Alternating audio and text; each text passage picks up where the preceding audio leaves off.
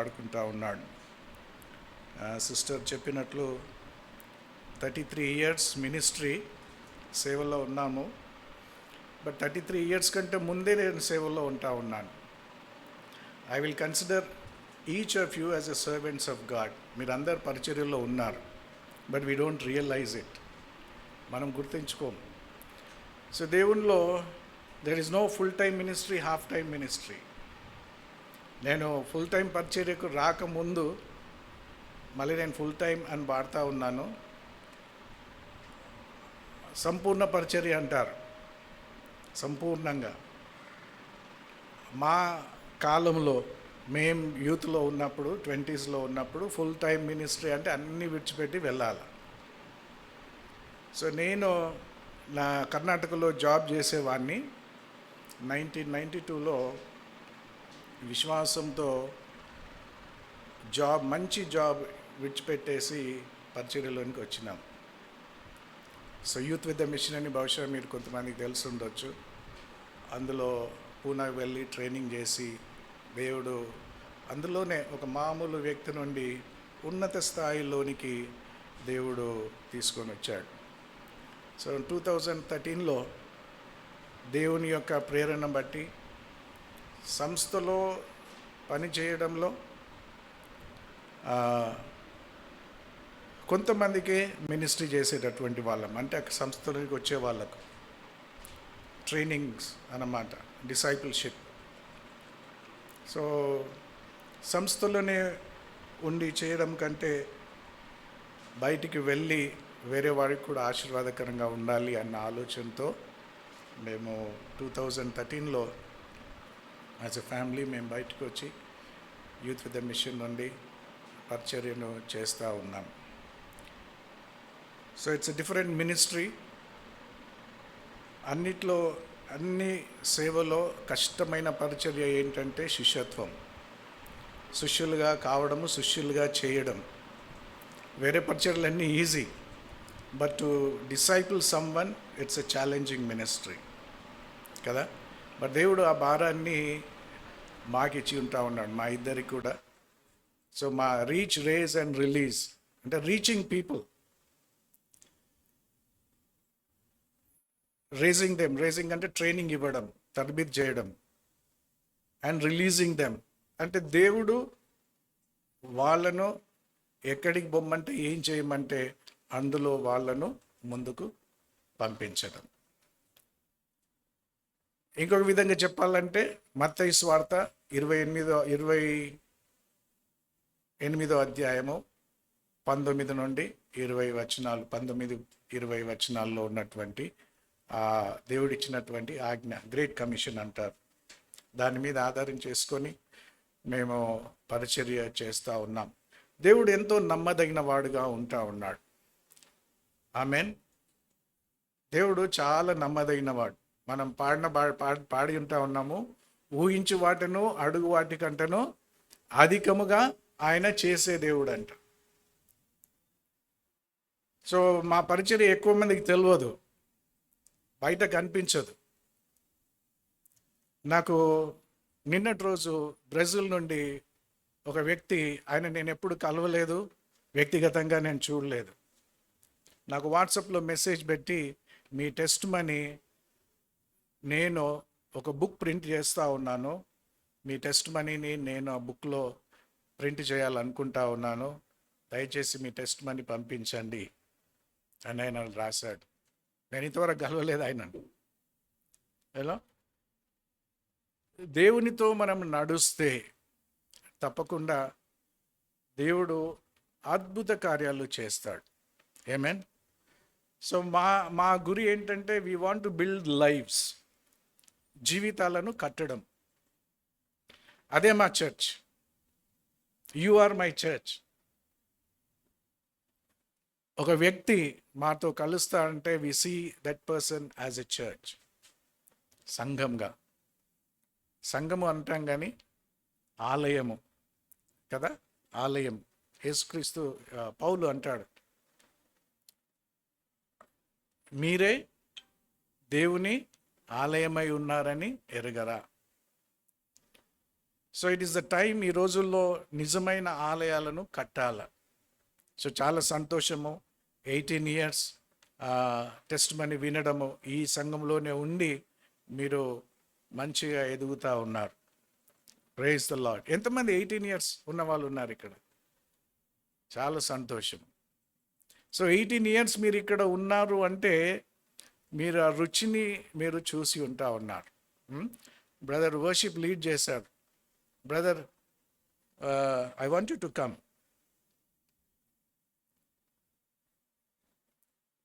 Brother మంచిగా lead చేస్తూ 2 మాటలను చెప్పి ఉన్నాడు. సారీ, నీ పేరు తెలియదు, గుర్తుందా ఏం మాటలు చెప్పాడో ఎవరికైనా?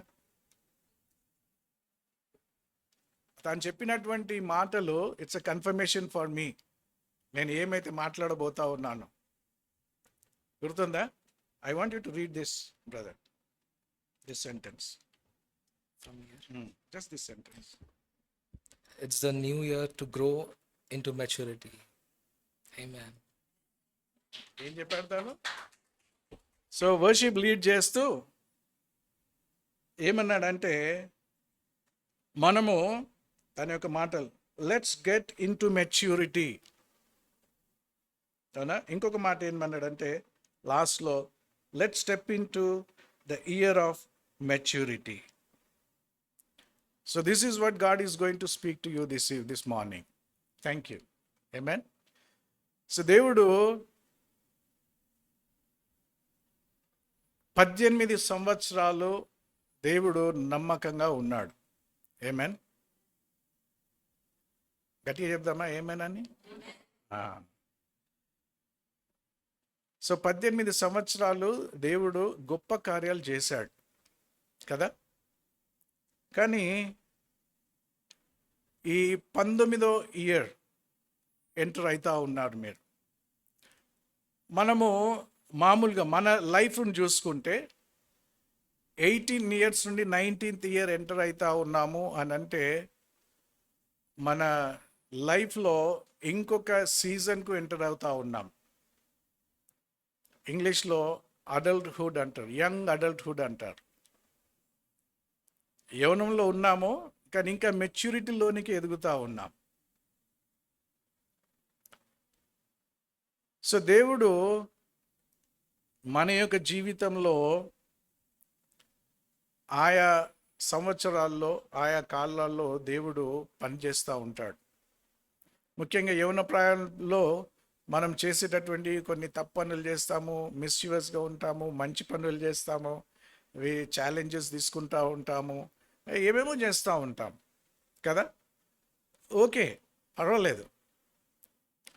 బట్ ఈ 19 ఇయర్స్ 20 ఇయర్స్ ఈ ఏజ్కి వచ్చే లోపలికి we think about our life.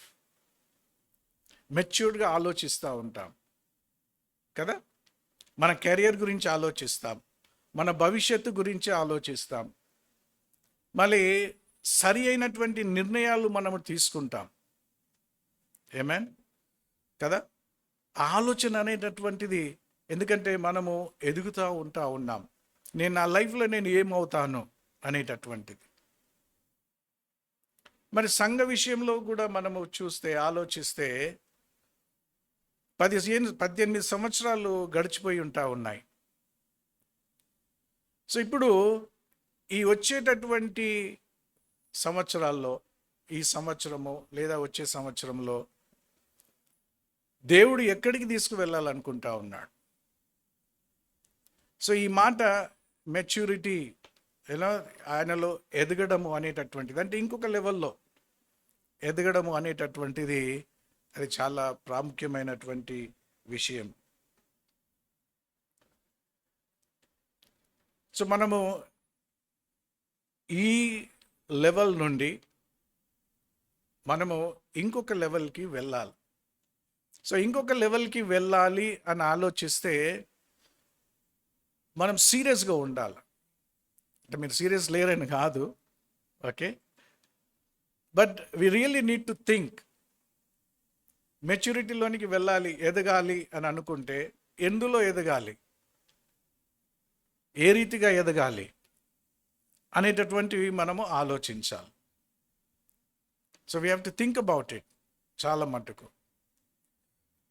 నా మంచి మాట నేను విన్నటువంటిది ఇక్కడ ఏంటంటే, వర్షిప్కు ముందు టీం లాగా మీరు కలిసి మాట్లాడుకోవడము, నిర్ణయం తీసుకోవడము అనేటటువంటిది బ్రదర్ మంచి ఎగ్జాంపుల్ చెప్పిండు ఫిగ్ ఫ్రూట్ గురించి, అవునా? దాని తర్వాత మీరు కూడా సిస్టర్ కూడా ఏం చెప్పారంటే, ఈ 18 సంవత్సరాలు డిఫరెంట్ పీపుల్ మీ యొక్క కాంట్రిబ్యూషన్స్ అనేటటువంటి మీ వంతు మీరు ఏదైతే చేయగలరో అది చేస్తూ ఉంటూ మీరు ఇంతవరకు కొనసాగుతూ ఉన్నారు. అది చాలా సంతోషమైనటువంటి విషయం. బట్ ఈరోజు నేను చాలా సింపుల్గా నేను మాట్లాడబోతా ఉన్నాను. మీకు ఈ విషయాలన్నీ తెలుసు, కృత ఏం కాదు. బట్ దేవుడు ప్రత్యేకంగా నా మనసులో పెట్టినటువంటిది మరి అంత మాత్రమే కాదు, we have to be very practical. మనం చేసే వాళ్ళంగా ఉండాలి.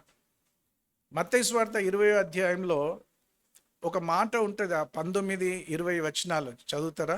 ఐ థింక్ అమ్మ నువ్వు చదవడానికే ఉన్నావు కదా, ఓకే చదువమ్మ, థ్యాంక్ యూ.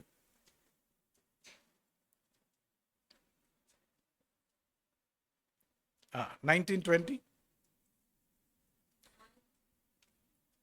ఆయనను అపహసించుటకును కొరడాలతో లేదా కొట్టుటకును మత్తయి సువార్త last 28, Matthew chapter 28 last chapter. కాబట్టి మీరు వెళ్ళి సమస్త జనులను శిష్యులనుగా చేయుడి. ఓకే, తండ్రి యొక్కయు కుమారుని యొక్కయు పరిశుద్ధాత్మ యొక్కయు నామములోనికి వారికి బాప్తిస్మం ఇచ్చుచు, నేను మీకు ఏ ఏ సంగతులను ఆజ్ఞాపించి తినో వాటినన్నిటినీ గైకొనవలెనని వారికి బోధించుడి. ఓకే చాలా. నేను ఏ ఏ సంగతులను మీకు ఆజ్ఞాపించానో వాటన్నిటినీ గైకొనవలనని వారికి బోధించండి. ఏమని బోధించమంటున్నాడు? గైకొనడము అంటే చేయడము, ప్రాక్టికల్గా చేయడము. సో వాక్యాన్ని తీసుకొని మనము ప్రాక్టికల్గా చేస్తే, అంటే క్రియారూపంలో పెడితే మనము దాని యొక్క ఫలితాన్ని మనము చూస్తాం. ఆమేన్. వాక్యాన్ని చేయడం, మనం వాక్యము చాలా మట్టుకు వింటాం, కానీ ఆ వాక్యాన్ని నిజంగా క్రియారూపంలో చేస్తే ఆ వాక్యము మనలో పనిచేస్తూ ఉంటుంది. సో ఈరోజు దేవుడు నా హృదయంలో పెట్టింది అంటే, దేవుని చిత్తం అయితే దేవుడు నడిపిస్తే కొన్ని విషయాలు మనం ప్రాక్టికల్గా చేయడానికి చూద్దాం. మీరు ఇంతకుముందు విన్నటువంటి యానివర్సరీస్లో విన్నట్టుగా ఉండకపోవచ్చు, ఈరోజు కొంచెం డిఫరెంట్గా ఉండవచ్చు. ఎందుకంటే వాక్యాన్ని మనం క్రియారూపంలో పెట్టాలి. మనం మామూలు చదవడమే కాదు, వినడమే కాదు, మనము క్రియారూపంలో పెట్టాలి. సో దేవుడు మహనాయిం రైట్, ఈ సంఘాన్ని దేవుడు ఇంకొక లెవెల్కి తీసుకువెళ్ళాలని ఆలోచన. ఆమేన్. మిమ్మల్ని మెచ్యూరిటీలోనికి తీసుకొని వెళ్ళాలి. మీరు ఇప్పుడు ఇక్కడ ఉన్నారు, దేవుడు మిమ్మల్ని ఇంకా ఉన్నత స్థాయిలోనికి తీసుకుపోవాలనుకుంటా ఉన్నాడు. సో నా ప్రశ్న మీకు ఏంటంటే, నెక్స్ట్ 5 ఇయర్స్లో మీరు ఆలోచించాలి. నెక్స్ట్ 5 ఇయర్స్లో ఏ రీతిగా ఈ సంఘాన్ని చూడాలనుకుంటున్నారు? మెచ్యూరిటీ విషయం మనం ఆలోచిస్తే, ఓకే, ఎదగాలనుకుంటే వచ్చే 5 సంవత్సరాల్లో మీరు ఈ సంఘాన్ని ఏ రీతిగా చూడాలనుకుంటున్నారు? అది మీరు ఆలోచించాలి.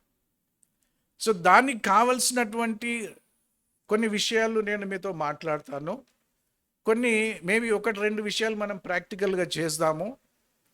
మరి దాని తర్వాత ఈరోజు తర్వాత ఈ సంవత్సరంలో మీరు కొన్ని స్టెప్స్ తీసుకొని మీరు కనుక నిజంగా చేయగలిగితే మీరు నిజంగా దేవుని యొక్క ఇంకా గొప్ప కార్యాలను మీరు చూస్తారు. ఆమేన్. వాక్యాన్ని చేయడం, వాక్యాన్ని వినడం మాత్రమే కాదు, వాక్యాన్ని చేయడం. మనం ఎందుకు సంఘంలో ఉన్నాం? ఈ 18 సంవత్సరాలు నేను సంఘంలో ఉన్నాను. ఈ సంఘంలో మనం ఎందుకు ఉంటా ఉన్నాం అనేటటువంటిది ఆలోచించాలి. మరి అంత మాత్రమే కాదు, నా గురి ఏంటి? దిస్ యూ కెన్ అప్లై మీ స్వంత జీవితానికి కూడా అప్లై చేసుకోవచ్చు, లేదా సంఘానికి కూడా మీరు అప్లై చేయవచ్చు. సో వ్యక్తిగతంగా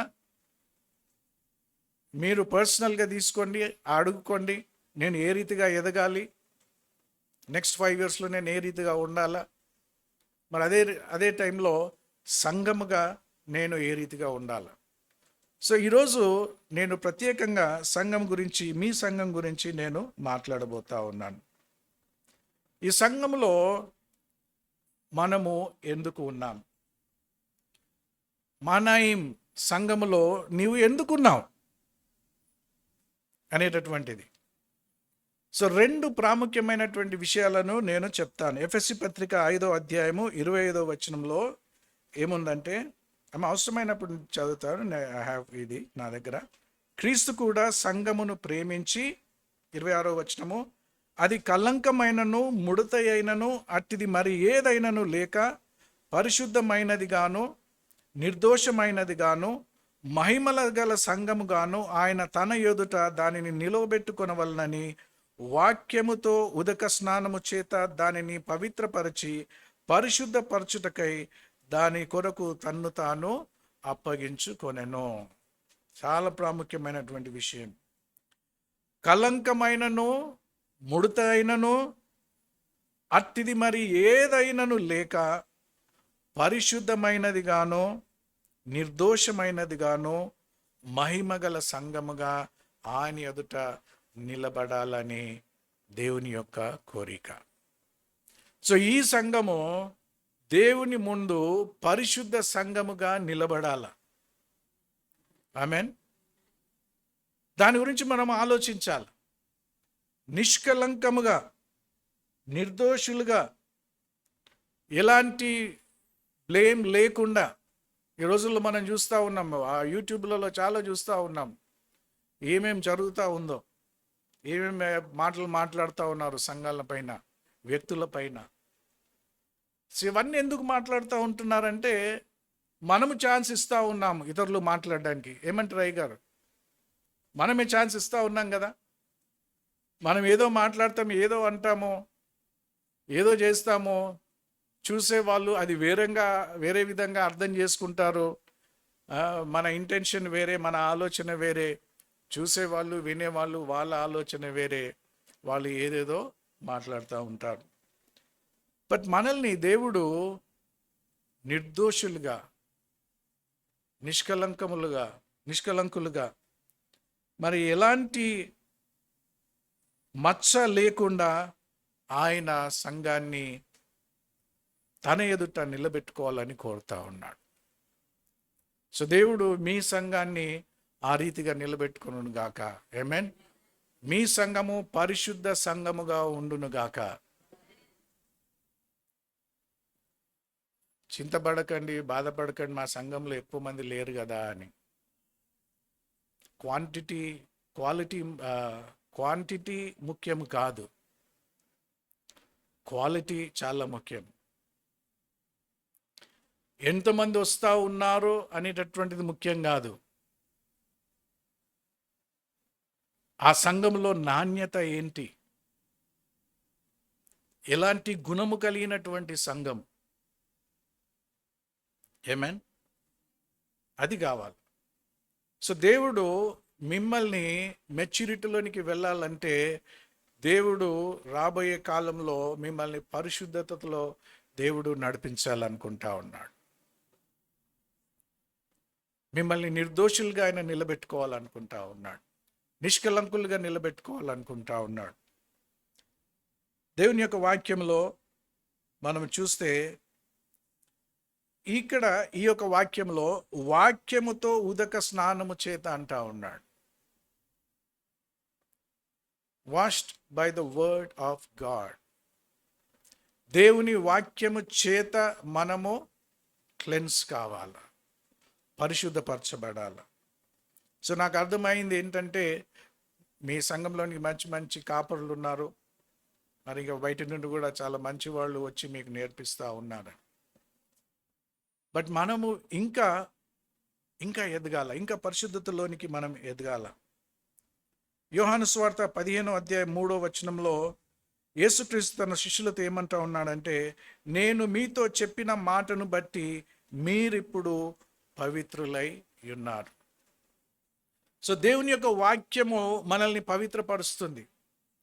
సో మనం ఎప్పుడు పవిత్రపరచబడతాము అని మనం ఆలోచిస్తే, వాక్యాన్ని ఎప్పుడైతే తీసుకొని మనము వాక్య ప్రకారము మనము చేస్తామో, నడుస్తామో, మన స్వంత పాత జీవితము అనేటటువంటిది, మన ఇష్టము, మన కోరిక, నేను ఏ రీతిగా ఉండాలో నా ఇష్టం ఉన్నట్టు వెళ్తాను అనే కాకుండా దేవుని వాక్యానుసారంగా మనం వెళ్ళడానికి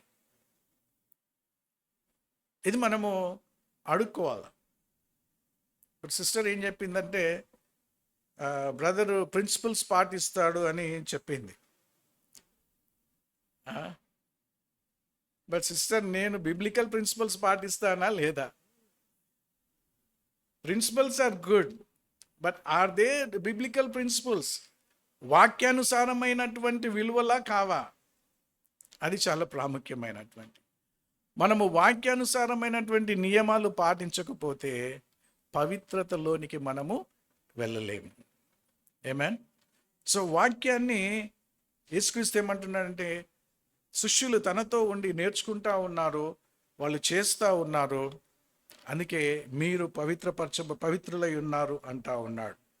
1 పేతురు 1:16 మిమ్మల్ని పిలిచిన వాడు పరిశుద్ధుడై ఉన్న ప్రకారము మీరును సమస్త ప్రవర్తనయందు పరిశుద్ధులై యుండుడి.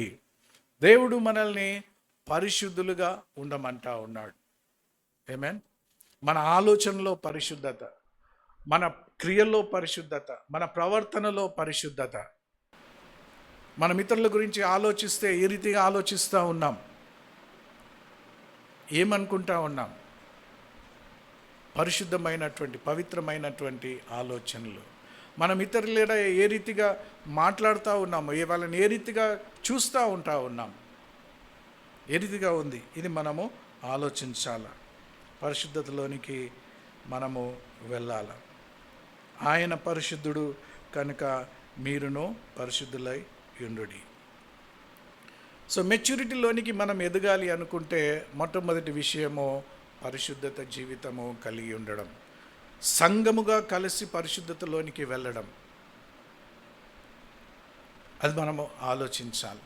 రెండో విషయము, మనం మెచ్యూరిటీలోనికి వెళ్ళాలి అంటే మనం చాలా ప్రాముఖ్యమైనటువంటి విషయం మనం గుర్తుంచుకోవాల్సింది ఏంటంటే, వీఆర్ ద బాడీ. మనము శరీరము, క్రీస్తు శరీరం. ప్రతి ఒక్కరూ చాలా ప్రత్యేకమైనటువంటి వారు. మీరందరూ మిమ్మల్ని మీరు ఎవరు కూడా తక్కువగా అంచనా వేసుకోవద్దు, చూసుకొనవద్దు. ఆమేన్. ఎవ్వరు కూడా, ఇక్కడ ఉన్నటువంటి ఎవ్వరు కూడా చదువు వచ్చినా చదువు రాకున్నా, మీ దగ్గర డబ్బులున్నా డబ్బులు లేకున్నా, నల్లగున్నా తెల్లగున్నా, మంచి బిల్డింగ్లో ఉన్నా, కారు ఉన్నా కారు లేకున్నా, ఎలాంటి పరిస్థితుల్లో ఉన్నా మీరు దేవునిలో చాలా ప్రత్యేకమైనటువంటి వాళ్ళు. కొంతమంది ఆమెను అన్నారు, దీన్ని కొంతమంది సీరియస్గా ఉన్నారు. నీవు దేవుని చేత ఏర్పరచబడ్డటువంటి వ్యక్తివి, నీవు మామూలు వ్యక్తివి కాదు. సో సంఘము అన్నప్పుడు ఈ మాట మనం వింటాం, యూనిటీ ఇన్ డైవర్సిటీ, భిన్నత్వంలో ఏకత్వం అనేటటువంటి మాట మనం వింటూ ఉంటాం. మనమంతా ఒకటి కాదు కదా, మన పర్సనాలిటీస్ వేరే, మన థింకింగ్ వేరే, మన బ్యాక్గ్రౌండ్ వేరే, మన ఆలోచన వేరే. బట్ దేవుడు మనల్ని ఒక్క మంచి మాట అన్నారు.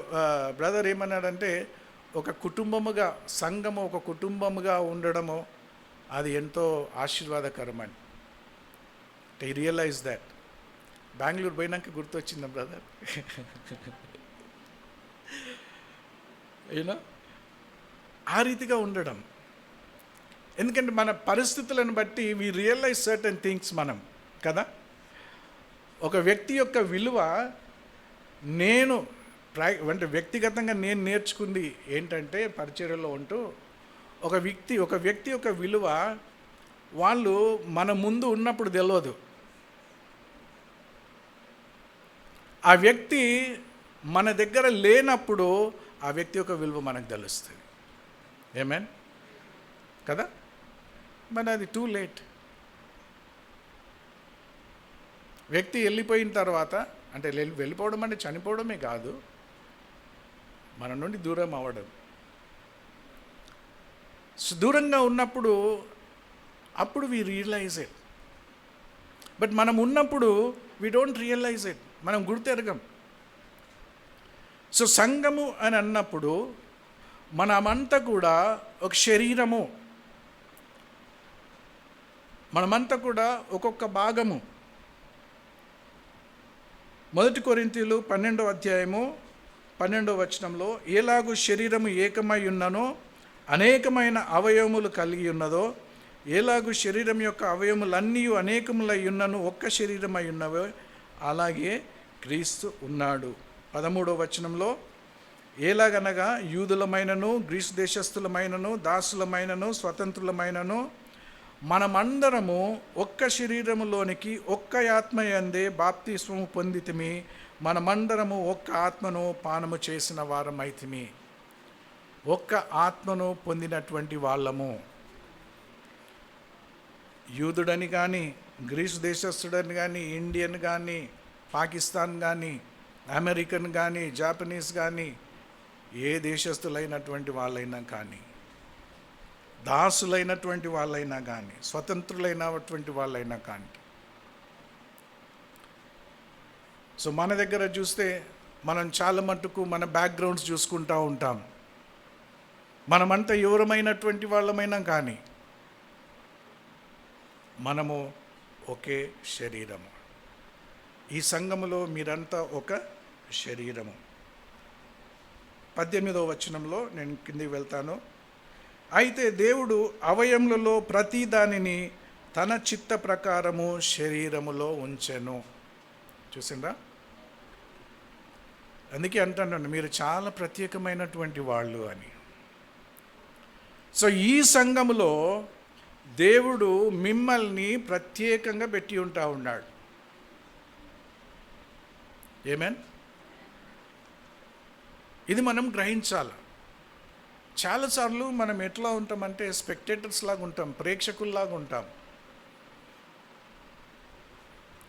కదా. సంఘంలో దేవుడు ప్రేక్షకులను పెట్టలేదు. దాన్ని మనం ఇది చేయాల.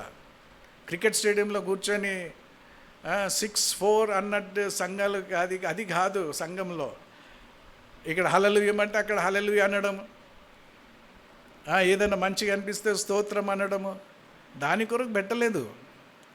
నీవు చాలా ప్రత్యేకమైనటువంటి వ్యక్తివి సంఘంలో. సో మెచ్యూరిటీలోనికి వెళ్ళాలంటే నీవు బయటికి రావాలా. బ్రదర్ చాలా మంచి ఎగ్జాంపుల్ ఇచ్చాడు ఫిగ్ ట్రీ గురించి, ఫలం గురించి.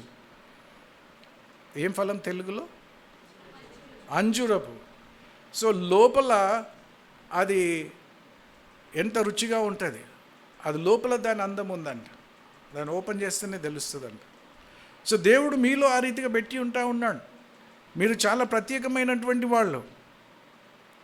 సో అందుకే ఉన్నాను, మిమ్మల్ని మీరు తక్కువ అంచనా వేసుకోవద్దు.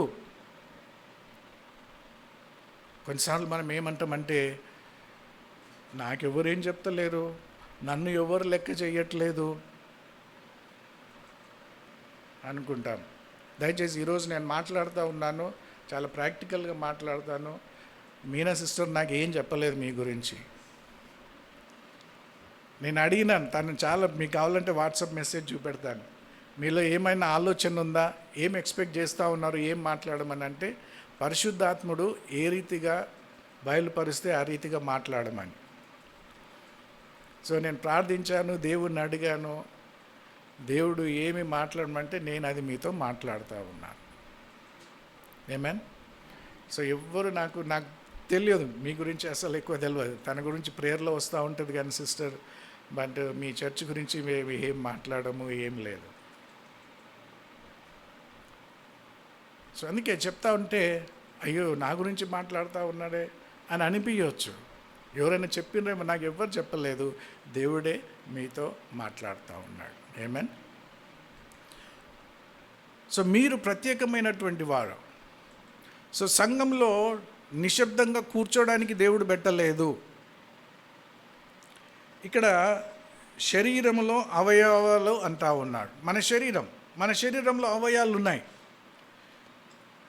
సో ప్రతి ఒక్క అవయవం పనిచేస్తేనే మనం చాలా బాగా ఉంటాం. లేకుంటే ఎక్కడికి పోతాం? ఏదైనా సరిగా పని చేయకపోతే పోవాలి కదా, అవునా? డాక్టర్ దగ్గర పోవాలా, దాన్ని రిపేర్ చేసుకోవాలా. మనకు కనిపించని అవయవాలు కూడా పనిచేస్తూ ఉన్నాయి కదా. సో కొంతమంది ఇక్కడ క్రీస్తు ఏం చెప్తా ఉన్నాడంటే, దేవుడు అవయములలో ప్రతి దానిని తన చిత్త ప్రకారము శరీరంలో ఉంచను. సో మన సంఘాన్ని శరీరంతో పోలుస్తూ ఉన్నాడు. సో నీవు ఒక అవయవం ఈ యొక్క సంఘంలో. సో మన అవయవాలు మన శరీరంలో పనిచేస్తే, మరి నేను ఈ సంఘంలో ఒక అవయవం, ఒక భాగం అయితే, అవయవం అయితే నేను పని చేయాలన్నా వద్దా? అబ్బా చాలా సంతోషం, మీరు అందరు చేయాలా అన్నారు. సో ఏం చేయాలా? కొంతమంది ఏమనుకుంటారంటే, నన్ను ఎవరు చెప్తలేరు, నన్ను గుర్తిస్తలేరు, నేను ఎవరు గుర్తించరు. నేను 1993లో మా లీడర్, మా నాయకుడు, నడిపించేటటువంటి నాయకుడు, మేము చాలామంది ఉంటుంది సేవ చేసేటప్పుడు. సో ఆర్గనైజేషన్లో మా లీడర్ ఏం చెప్పాడంటే, మీరు ఎక్స్పెక్ట్ చెయ్యొద్దు మీ లీడర్ వచ్చి నీకు చెప్పాలని, మీ నాయకుడు వచ్చి మీకు చెప్పాలని వేచి చూడొద్దు. ఎందుకు? మేమేం చేసేవాళ్ళం అంటే, మాకు లీడర్ చెప్పలే కదా, అందుకే మేము చేయలేదు. చాలా ఈజీ ఎస్కేప్ కదా, ఆయన చెప్పలేదు, మేము చేయలేదు. సో మన బ్లేమ్ మనం ఏం చేస్తామంటే మన నాయకుని మీద వేస్తాం. బట్ ఆయన ఏం నేర్పించిందంటే, మీ లీడర్ చెప్పకున్నా నీవు అడుగు, నేనేం చేయాలా, నా పని ఏంటిది కదా. సో ఈ సంఘంలో మీరు మెచ్యూరిటీలోనికి రావాలా అని అనుకుంటే, ఇంకా ఎదగాలనుకుంటే, ప్రతి ఒక్కరూ మీ కాపరులతోని, మీ లీడర్స్తోని మీరేం అడగాలంటే, నేను ఏమి చేయాలా అనేటటువంటిది అడగాల. వాళ్ళు వచ్చి చెప్పడానికి చూడకండి, మీరు వెళ్ళండి, మీరు అడగండి, అమ్మ నేనేం చేయాలా. నేను కర్ణాటకలో ఉద్యోగం చేసేటప్పుడు నాకు ఎవరు చెప్పలేదు. మేము ఒక స్కూల్లో వర్షిప్ నడిపించే వాళ్ళం. చాలా చిన్న సంఘం ఎదుగుతూ ఉంది, పరిచర్య చేస్తూ ఉన్నాము, ఉద్యోగం చేసుకుంటూ పరిచర్య చేసేవాడిని. సంఘం ఎదుగుతూ ఉంది. సో నేను పొద్దున్నే లేచి, ఆదివారం ఉదయాన్నే లేచి మా పాస్టర్ దగ్గరికి పోయి చీపురు అడిగి, సాపలు అంటారు కదా, మ్యాట్స్, అవి తీసుకొని, స్కూల్లో క్లాస్ రూమ్ ఎట్లుంటుంది, పిల్లలంతా వారం రోజులు అడిగితే ఆడుకుంటూ ఉంటారు, దుమ్ము. సో పాస్టర్ దగ్గరికి వెళ్ళి నేను ఆ చీపురు తీసుకొని రూమ్ అంతా, హాల్ చాలా పెద్ద హాల్ అది, స్టూడెంట్స్ ఊడ్చేసి ఆ టేబుల్స్, బెంచెస్ అవన్నీ తూడ్చి ఆరాధనకు రెడీ చేసి, మళ్ళీ ఆరాధనకు 10 o'clock అంటే నేను 9:45 కల్లా మళ్ళీ అక్కడికి వెళ్ళి రెడీగా ముందు ఉండేటటువంటి వారు, అన్నీ సెటప్ చేసి. నాకు ఎవరు చెప్పలేదు. కానీ వాక్యం చదువుతుంటే, వాక్యాన్ని అర్థం చేసుకుంటూ ఉంటే, మనము దాన్ని క్రియారూపంలో పెడితే మనం ఎదుగుతాం. సో చాలా సంతోషం, మీలో చాలామంది ఇక్కడ వేరే యూనో మీ బాధ్యతలు తీసుకొని మీరు చేస్తూ ఉన్నారు, విచ్ ఇస్ వెరీ గుడ్, చాలా మంచిది. బట్ ఉండేటటువంటి వాళ్ళు ఇంకా వేరే వాళ్ళు, సంఘంగా మనం ఎదగాలంటే ప్రతి ఒక్కరూ మన బాధ్యత అనేటటువంటిది తీసుకోవాలి. ఆమేన్. సో ఇది దేవుడు మీతో మాట్లాడుతున్నటువంటి విషయం. మీరు అడగాల్సిన ప్రశ్న ఏంటంటే, నా బాధ్యత ఏంటి, నాకు చెప్పలేదు అని అనకండి, నాతో మాట్లాడట్లేదు అని అనకండి. ఆమేన్. నేను వెళ్ళి నేనేం చెయ్యాలా, నిశ్శబ్దంగా ఉండకండి. నాకు ఏ తలాంతు లేదు, నాకు ఏ వరం లేదు అనుకోకండి. దేవుడు మీకు వరములు అనేటటువంటి ఇచ్చి ఉన్నాడు, తలాంతులు ఇచ్చి ఉన్నాడు. ఆమేన్. కాబట్టి మనము మనలో ఉండేటటువంటి ఆ తలాంతులను మనము బయటికి తీయాలి. దేవుడు ఉపయోగిస్తాడు, దేవుడు వాడుకుంటాడు. 27వ వచనంలో, మీరు క్రీస్తు యొక్క శరీరమై ఉండి వేరువేరుగా అవయములై ఉన్నారు. సో మనం ఈ అవయములుగా మనమందరము కూడా పని చేయవలను. రోమీలకు రాసిన పత్రిక 12వ అధ్యాయం 5వ వచనంలో, అనేకులమైన మనము క్రీస్తులో ఒక్క శరీరంగా ఉండి ఒకని కొరకుకొకరము ప్రత్యేకముగా అవయవములమై ఉన్నాము. మనమందరం ఇందులో ఇంకా చాలా విషయాలు ఉన్నాయి. టైం మనకు అంత లేదు. నాకు ఇచ్చింది 1 అవరేనా, మళ్ళీ 1 అవర్ అయినాక నేను క్లోజ్ చేయాలి 1 అవర్ లోపల. సో ఎక్కువగా అయితే చెప్పండి, నేను టైం చూడలేదు. ఓకే. సో ఇది మనము గుర్తుపెట్టుకుందాం. పరిశుద్ధతలోనికి నడవాలా. రెండవది, శరీరముగా మనము ఒకటై ఉండి మనం ఎదగాలంటే మన పని మనము చెయ్యాలి. ఆమేన్. దేవుడు ప్రత్యేకమైనటువంటి బాధ్యతలను మనకు ఇచ్చి ఉన్నాడు. ఈ వాక్యము 22వ వచనం చదవమ్మ. 12:22 వచనం చూడు.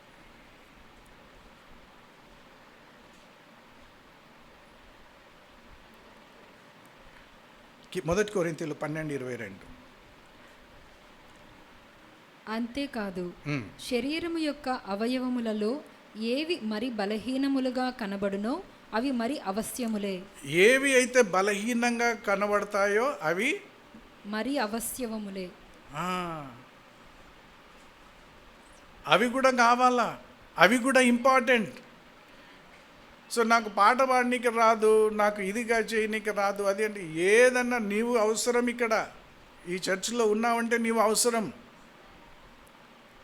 సో మీకు నేను హోంవర్క్ ఇస్తా ఉన్నాను ప్రతి ఒక్కరికి. ఎంతమంది ఉన్నారు? ఏం హోంవర్క్ అంటే, అమ్మ కోపం ఉందా నా మీద? లేదు కదా. అమ్మ తల్లి సిస్టర్ కోపం లేదు కదా. సో మీ హోంవర్క్ ఏంటంటే, మీ పాస్టర్ దగ్గరికి వెళ్ళి, పాస్టర్ అమ్మ దగ్గరికి వెళ్ళి, నేనేం చెయ్యాలా అని మీరు ఈ వారంలో వాళ్ళని అడగాల. మత్తయి సువార్త 28వ అధ్యాయంలో ఏం చదివినాం మనము? నేను బోధించిన వాటన్నిటినీ గాయకొనేవారుగా చేయమన్నాడు. వినువారుగా చేయమనలేదు, చేసేవారుగా చేయమంటా ఉన్నాడు. సో ఈరోజు మనం వింటా ఉన్నాము, నాకు కూడా వరం అంటూ ఉంది, నాకు కూడా తలాంతు ఉంది, నేనేం చేయాలా? నేను విన్నాను ఈరోజు, నేనేం చేయాలా? సో మన పని ఏంటంటే ఈ వారంలో నేనేం చేయాలా? కొన్నిసార్లు మనకుండే తలాంతులు మనం చూసుకోలేము, ఇతరులు చూస్తారు. సో ఇతరులు చెప్పినప్పుడు మనం విని దాన్ని చెయ్యాల. ఆమేన్. దేవుడు నన్ను ఎట్లా పైకి తీసుకొచ్చిందంటే, నాకు ఇష్టంగానే చేపించాడు దేవుడు. కొన్ని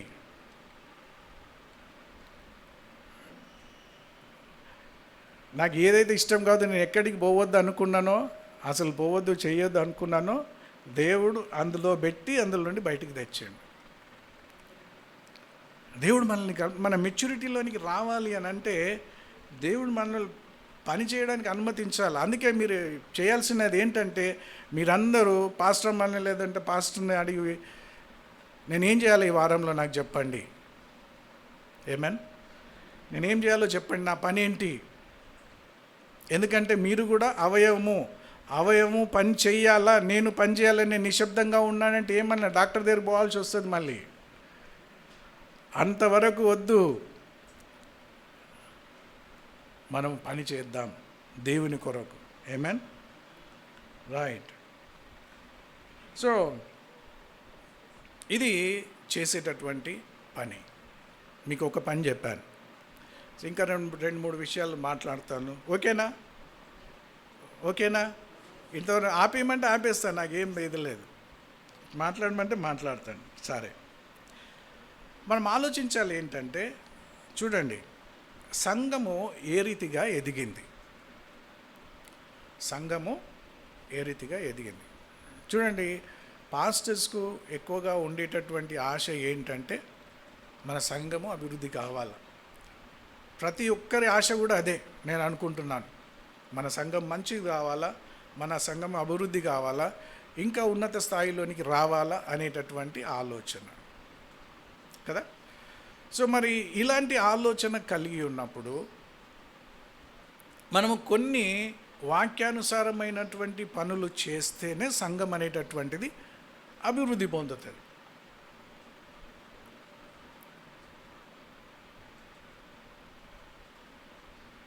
ఈ రోజుల్లో మనం ఏదైతే బయట చూస్తూ ఉన్నామో, బహుశా మనం అనుకోవచ్చు, అబ్బా ఇంత పెద్ద సంఘం అని, ఎంత ఎదుగుతూ ఉన్నారు అనేటటువంటిది. సంఘము వాక్యానుసారమై ఉందా లేదా అది చూడాలి. ఎంత పెద్దగా ఉన్నది అది కాదు, వాక్యానుసారమైన సంఘంగా ఉన్నదా లేదా.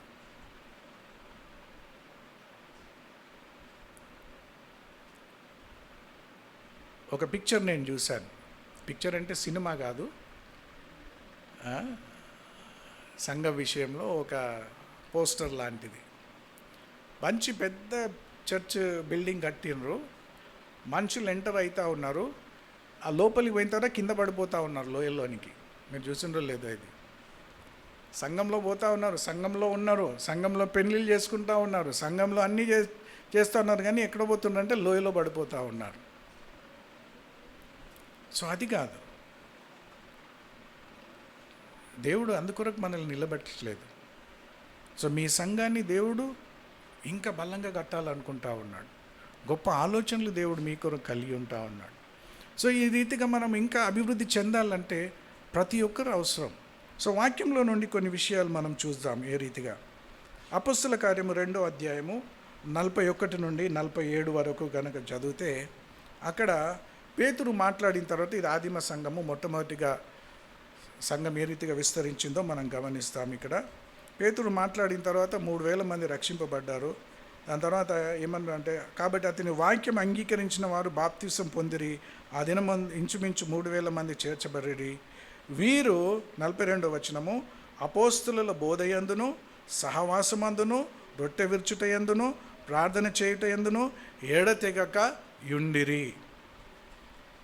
అప్పుడు ప్రతివానికి నీ భయము కలిగెను, మరియు అనేక మహత్కార్యములను సూచక్రియలను అపోస్తుల ద్వారా జరిగెను. విశ్వసించిన వారందరూ ఏకముగా కూడి మరియు వారు ఏక మనస్కులై ప్రతిదినము దేవాలయంలో తప్పక కూడుకొనుచు ఇంటింటా రొట్టె విరుచుచు తమకు కలిగినదంతయు సమష్టిగా ఉంచుకొనిరి.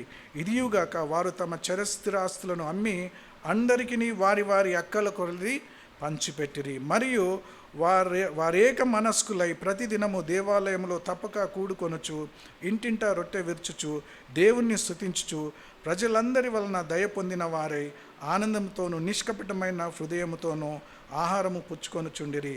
మరియు ప్రభువు రక్షణ పొందుచున్న వారిని అనుదినము వారితో చేర్చుచుండెను. చూస్తుండ్రా ఏం చేస్తే చర్చ్ విస్తరిస్తూ ఉన్నది. ఇక్కడ 7 విషయాలు ఉన్నాయి. ఇందులో 7 విషయాలు: అపోస్తుల బోధ, సహవాసము, రొట్టె విరుచుట, ప్రార్థన చేయటందు ఎడతెగక ఉండిరి. 5వది ఏకముగా కూడి వారు ఏక మనస్కులై. ఇది చాలా ప్రాముఖ్యమైనటువంటి విషయం. కూడడం ఒకటి, ఏక మనస్సు కావడం చాలా చాలా ప్రాముఖ్యమైనటువంటి. ఓకే. తర్వాత తమకు కలిగినదంతయు సమష్టిగా పంచుకొనిరి. అందరూ ఇది చేసుకున్నారు. చిరస్థలను అమ్మి అందరికీ వారి అక్కర కొద్ది పంచిపెట్టారంట. 7వ విషయము, దేవుణ్ణి స్తుతిస్తూ ఉన్నారంట. ఇందులో మనం రెండు మూడు విషయాలు మనము చూద్దాం. సో మొట్టమొదటిది ఏంటంటే, ఇందులో మనం గమనిస్తే ఐక్యత అనేటటువంటిది చాలా ముఖ్యం. సంఘం ఎదగాలి అని అంటే ఐక్యత చాలా ప్రాముఖ్యమైనటువంటిది. వాళ్ళు కలిసి వచ్చినారు, వాళ్ళు ఏక మనస్కులై ఉన్నారు. మనం ఎందుకు ఎదగలేకపోతాము అని ఆలోచిస్తే, మనము ప్రార్థన ఒకటి చేస్తాము, మనం ప్రార్థనకు విరుద్ధంగా మనం పనిచేస్తాం. గమనించారా మీరు?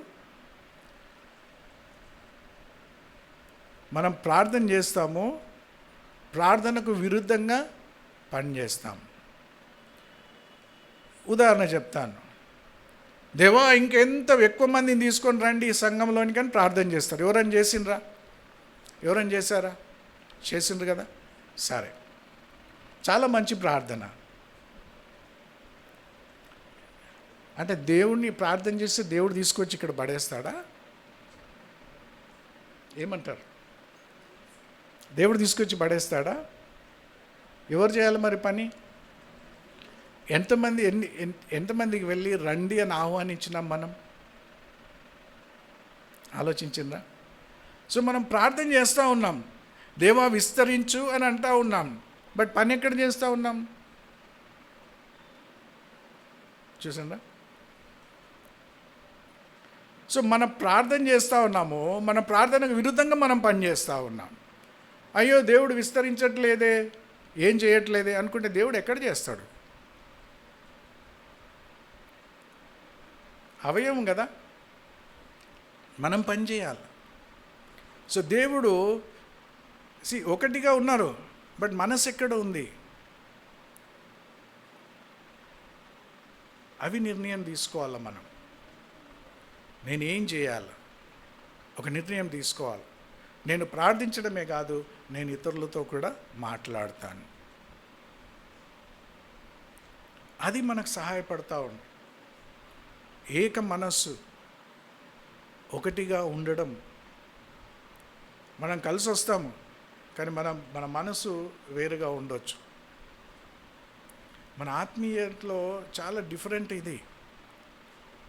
మనం చాలా మట్టుకు ఏం చేస్తామంటే, ఈ శరీర రీతిగా లేదా బయట లోకం ఏ రీతిగా ఉందో అది మనము సంఘంలోనికి మనం తీసుకొని వస్తూ ఉన్నాం. సో ఏక మనసులుగా ఉండడం అనేటటువంటిది చాలా ప్రాముఖ్యమైనటువంటిది. సో దాని తర్వాత అపోస్తలుల బోధ. సో వాక్యం గురించి మనకు తెలుసు. వాక్యం మనల్ని పవిత్రపరుస్తూ ఉంది, వాక్యం మనకు శక్తినిస్తూ ఉంది, వాక్యం మనల్ని ప్రోత్సహిస్తూ ఉంది, వాక్యం మనల్ని బలపరుస్తూ ఉంది, వాక్యం స్వస్థపరుస్తూ ఉంది. వాక్యం అనేక కార్యాలు మన జీవితాల్లో దేవుని యొక్క వాక్యం చేస్తూ ఉంటుంది. సో మనం వింటున్నటువంటి వాక్యాన్ని మనం నిజంగా చేయగలుగుతూ ఉన్నామా? మన ఎదుగుదల విశ్వాసములోనే కాదు, మనకు విశ్వాసం ఉంది, బట్ విశ్వాసముతో కూడా మనం దేన్నైతే విశ్వసిస్తూ ఉన్నామో దాని ప్రకారం జీవించేవారుగా ఉండాలి.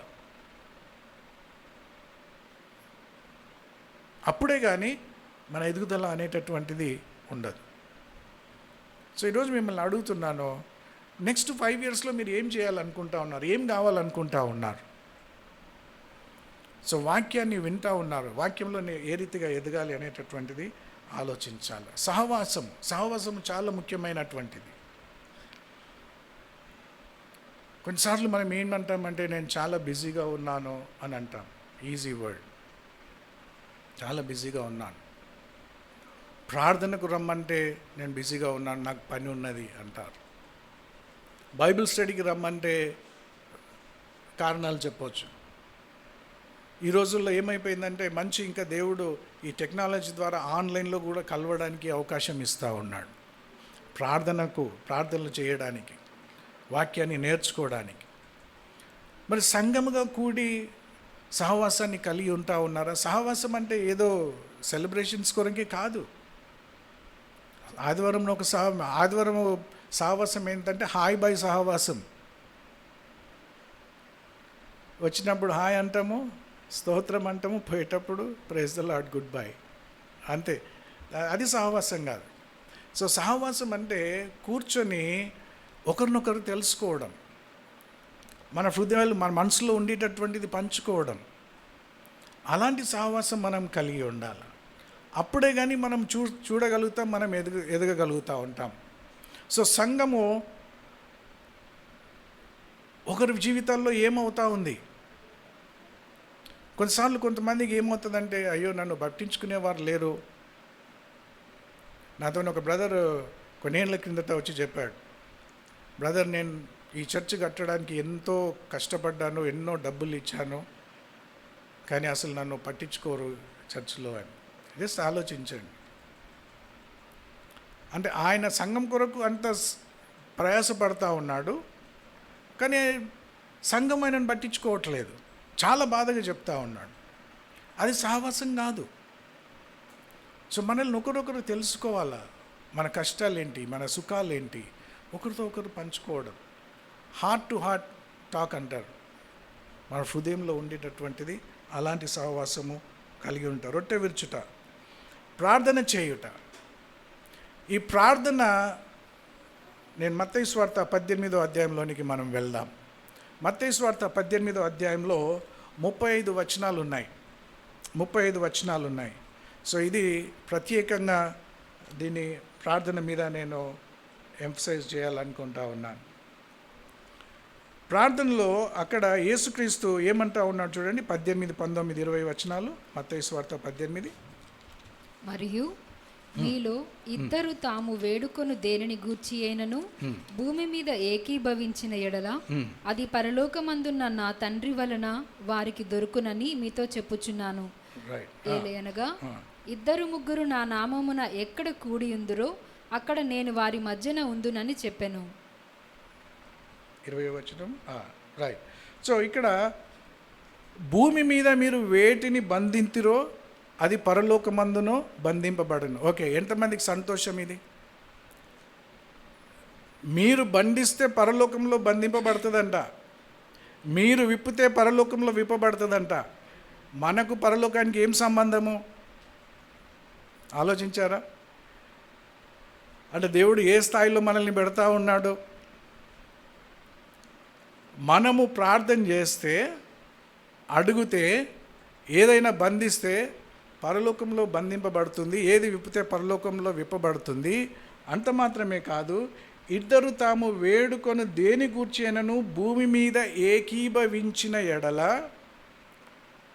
అది వారికి తండ్రి వలన దొరుకునని చెప్తా ఉన్నాడు. సో మనం చాలా సంతోషిస్తాము, ఓ దేవుడు నేను ఏది అడిగినా ఏదంటే అది దేవుడు చేస్తాడు అని. బట్ దేవుడు ఏం చేస్తాడు, ఏ రీతిగా చేస్తాడు? కొన్నిసార్లు బంధించాలనుకుంటే బంధింపబడవు, విడిపించాలనుకుంటే మనం ప్రార్థన చేసినా విడిపింపబడవు. ఏమైతా ఉంది? సో ప్రత్యేకంగా ప్రార్థన చేసేటప్పుడు ఈ అధ్యాయంలో దేవుడు 2 విషయాలను చాలా ప్రాముఖ్యమైనవి చెప్తా ఉన్నాడు. సో మీరు ప్రార్థన చేయడానికి వచ్చినప్పుడు ఇది మంచిదే, మనకు అధికారం ఇచ్చిండు దేవుడు అని సంతోషించడం చాలా మంచిదే. నేను ప్రార్థన చేస్తే తండ్రి నాకు జవాబిస్తాడని సంతోషించడము చాలా మంచిదే. క్రీస్తు నాతో కూడా ఉన్నాడు అని సంతోషించడం మంచిదే, ఆయన సన్నిధి మనతో ఉంచడం అది చాలా మంచిది. కానీ క్రీస్తు ఏం కోరుకుంటా ఉన్నాడు? శిష్యులు ఏం చేశారంటే దగ్గరికి వచ్చేసి ఒక ప్రశ్న అడుగుతూ ఉన్నారు. శిష్యులు ఏం అడుగుతూ ఉన్నారంటే ఈ మొదటి వచనంలో ఉంటుంది, పరలోకంలో ఎవరు గొప్పవారు అని అడుగుతూ ఉన్నాడు. చూడండి, ఎవరు గొప్పవారు పరలోకంలో? సో పరలోకంలో గొప్పవారు ఎవరు అంటే యేసుక్రీస్తు చాలా సింపుల్గా చెప్పాలా. బహుశా వాళ్ళ ఎక్స్పెక్టేషన్ వేరేగా ఉన్నది, వాళ్ళు ఇంకొక జవాబు కోరుతా ఉన్నట్టున్నారు.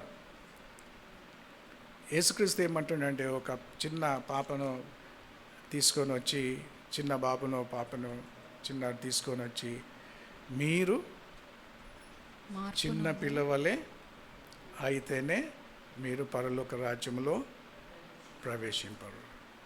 ఇంకొక మాట చెప్తా ఉన్నాడు, 2వ వచనం చదవమా.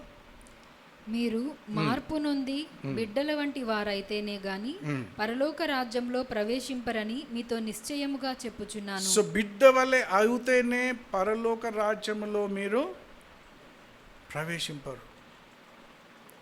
పరలోకంలో గొప్పవారు కారు. సో గొప్పవారు కావాలి అని అనుకుంటే, మన ప్రార్థనలకు జవాబు రావాలా అని అనుకుంటే, మొట్టమొదటిది మనం చేయాల్సింది ఏంటంటే, మన ప్రవర్తన, మన మనస్సు చిన్న పిల్లవాని వలె మారాలి.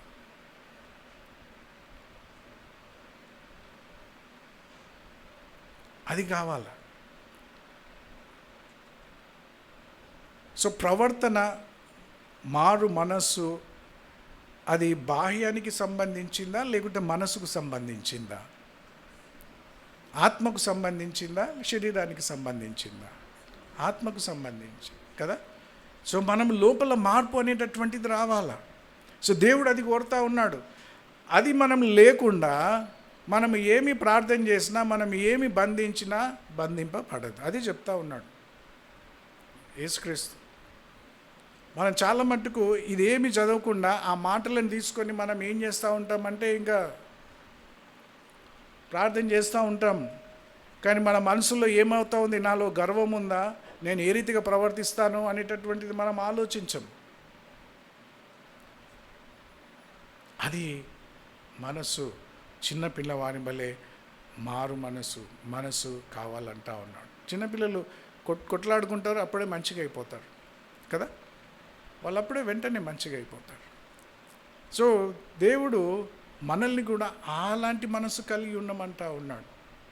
సో రాబోయే కాలంలో నెక్స్ట్ మనం ఎదగాలి, మన ప్రార్థనలకు జవాబు కావాలి అని అంటే, మనందరి మనసులు చిన్నపిల్లవాళ్ళ వల్లే ఉండాలి, మన ప్రవర్తన చిన్నపిల్లవాని వల్ల ఉండాలి.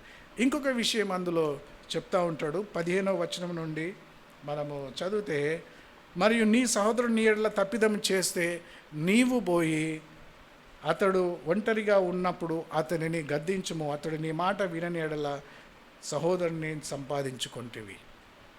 సో ఇక్కడ యేసుక్రీస్తు చెప్తున్న విషయం ఏంటంటే, ఒకవేళ నీ సహోదరుడు నీకు విరుద్ధంగా తప్పు చేస్తే ఎవరు పోయి అడగమంటున్నాడు? ఎవరు పోయి అడగాల? బ్రదర్ ఇట్రండి ఒక్క నిమిషం. ఆశీష్ కమ్.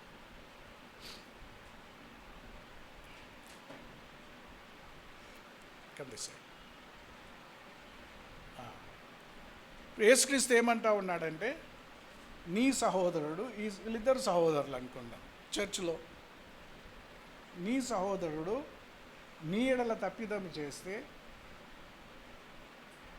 ఎవరు పోయి అడగాల? మళ్ళా చెప్పు. నేనే ఇల్లు అడగాలి. ఈయనే వెళ్ళి అడగాల. బట్ మన కల్చర్ ఏం చెప్తుంది? మన ఇంట్లో మనం ఏం చెప్తాం? ఎవరు రావాలా? ఆయన తప్పు చేసిండు, ఆయన రావాలి, ఆయన వచ్చి నన్ను క్షమాపణ అడిగితేనే నేను అడుగుతా, లేకుంటే నేనెందుకు అడుగుతా, నేనెందుకు పోతా? క్రీస్తు మార్గాలు డిఫరెంట్ మార్గాలు. సో బ్రదర్ కరెక్ట్ చెప్పిండు, నేను పోయి అడగాల. సో సో మనము ఎదగాలి అని అనుకుంటే, మన ప్రార్థనలకు జవాబు రావాలి అంటే ఎవరు సరి చేసుకోవాలా?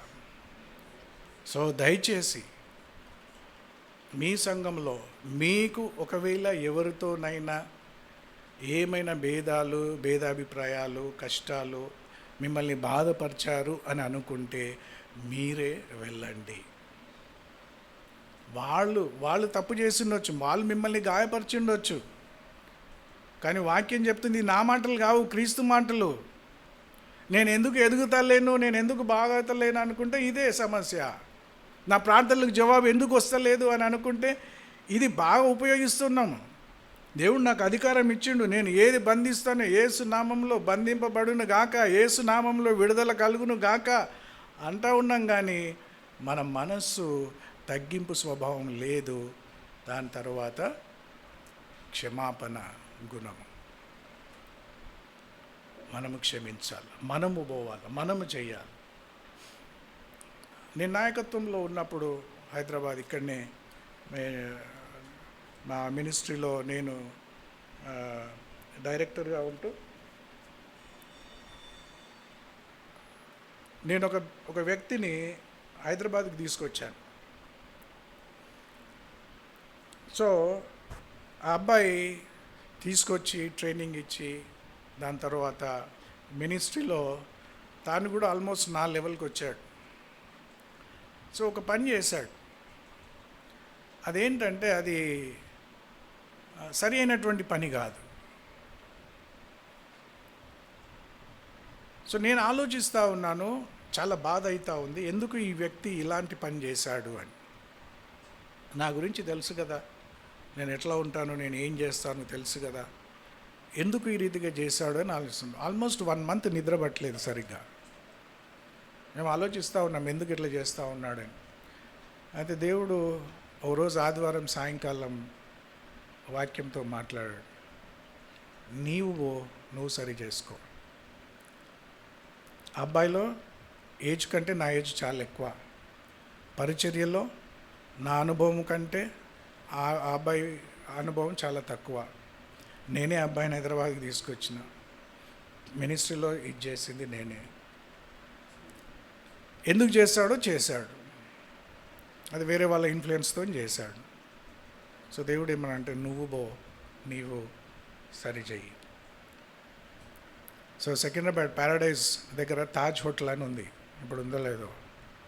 సో ఫోన్ చేసి చెప్పాను, తమ్ముడు మనం ఈరోజు హోటల్లో కలుద్దాం, చర్చిలో కలవమనలేదు, హోటల్లో కలుద్దాము, ఛాయ్ తాగుదాము అని మేము, మా మిస్సెస్, మాతో ఉన్న 2 స్టాఫ్ తీసుకొని వెళ్ళి, మీ వాళ్ళని కూడా తీసుకొని రా, నువ్వు కూడా తీసుకొని రా.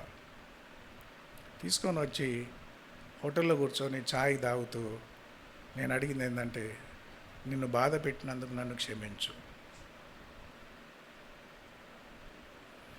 ఆయన ఏడ్చేసిండు, అన్నా తప్పు నీది కాదన్నా, నాది తప్పు, నేను తప్పు చేశాను అని. ఏం చేసిందంటే, నేను ఇది మళ్ళీ జరగకుండా నేను చూస్తాను. అప్పుడు చెప్తా ఉన్నాడు, నేను వేరే వాళ్ళు నన్ను ఇన్ఫ్లుయెన్స్ చేస్తే నేను ఈ రీతిగా చేశాను. చూడండి, దేవుని యొక్క వాక్యం చాలా శక్తివంతం. మనం ఏం చేస్తాం, నేను ఎందుకు పోతా, నా తప్ప, నేను చేసినా, ఆమెదే తప్పు కదా, ఆయనదే తప్పు కదా. నేను పెద్దోడిని, ఇంట్లో తల్లిదండ్రులు, నా కొడుకు ఢిల్లీకి రాజైనా నా కొడుకే అనుకుంటాడు, కానీ వాడే రావాలనుకుంటాం. లేదు, మనం పోవాలి. ఒకసారి మా పిల్లలతో మేము క్షమాపణ అడుగుతాం. సో ఈ వాక్యము అది మనల్ని మారుస్తుంది. సో ఇప్పటికి కూడా మేము స్నేహితులుగా ఉన్నాం, మేము కలిసి పని చేయలేదు, కానీ బట్ దేవుడు ఇంకా ఆ సంబంధం అనేటటువంటిది పెట్టింది. సో ఇంకా గౌరవిస్తాడు. సో వాక్యం ఏం చేస్తుందంటే, మనం వాక్యాన్ని పాటించేటప్పుడు మన గౌరవాన్ని తీసుకొని వస్తుంది. ఏమేన్. సో మెచ్యూరిటీలో రావాలి అని అనుకుంటే, సంఘంగా ఐక్యత మనం కాపాడుకోవాలంటే క్షమాపణ గుణము కలిగి ఉండడం చాలా ముఖ్యమైనటువంటిది. ఒకరినొకరు క్షమాపణ అడుక్కోవాలా. ఎక్కువ కాలం బ్రతకం మనం. లేకుంటే ఏమవుతుందంటే బీపీలు, షుగర్లు, టెన్షన్లు, లేనిపోని రోగాలు అన్నీ మనం తెచ్చుకుంటాం వీటితోని. వాళ్ళు ఇట్లా అన్నారు, వాళ్ళు అట్లా అన్నారు, వీళ్ళు ఇది చేస్తూ ఉన్నారు, ఇవే ఉంటాయి మన మనసులో. కానీ అవన్నీ ఏమవుతాయంటే మన శరీరానికి ఎఫెక్ట్ చేస్తాయి. సో మెచ్యూరిటీలోనికి రావాలనుకున్నప్పుడు మనము క్షమాపణ గుణము కలిగి ఉండాలి. సో యాజ్ ఎ చర్చ్, మీరు సంఘముగా మీరు ఇది పాటించగలిగితే, ఇది చేయగలిగితే దేవుడు మీ సంఘాన్ని ఇంకా అభివృద్ధి చేస్తాడు. ఏమేన్? అంత ఈజీ కాదు. రక్షణ ఉచితం, salvation is free, discipleship is costly. శిష్యులుగా ఉండడం అనేటటువంటిది వెల చెల్లించాల్సిన పని. మనం వెల చెల్లించాలా? తగ్గింపు స్వభావం కలిగి ఉండాలంటే అది మామూలు కాదు. క్షమాపణ అడగాలంటే మామూలు కాదు. బట్ క్రీస్తుని వెంబడించాలంటే మనము చెయ్యాలా పని. మనం ఎదగాలి అని అంటే చెయ్యాలి. సో మెచ్యూరిటీలోనికి రావాలనుకుంటున్నామా? ఐక్యత, ఏక మనస్సు, దాని తర్వాత క్షమాపణ. అందులో ఇంకొక మాట కూడా ఉంటుంది, దాని గురించి ఎక్కువ మాట్లాడడం, కనికరం చూపెట్టడం, దాని గురించి నేను మాట్లాడాను. కానీ ఇంకొక విషయం నేను మాట్లాడతాను, ఇది చాలా ప్రాముఖ్యమైనటువంటిది. మన సంఘము ఎదగాలంటే ఇక్కడ వాళ్ళు ప్రార్థన, దాని తర్వాత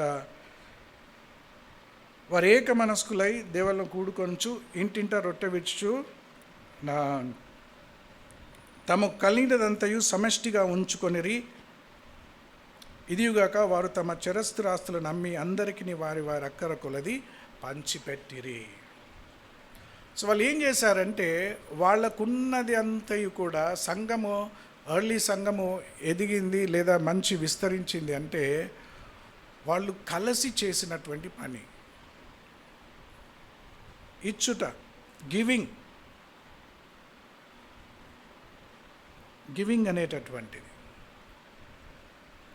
చాలా ప్రాముఖ్యమైనటువంటి. చాలాసార్లు మనకి ఎట్లా ఉంటుందంటే ఇది నాది కాదు, వాళ్ళ పని, వాళ్ళది బాధ్యత అని అనుకుంటాం మనం. బట్ యాజ్ ఎ చర్చ్ ఎదగాలి అని అనుకున్నప్పుడు మన పార్ట్ అంటూ మనము ఇవ్వాలి. సో సిస్టర్ మంచిగా చెప్పినారు, చాలామంది కాంట్రిబ్యూట్ చేశారని.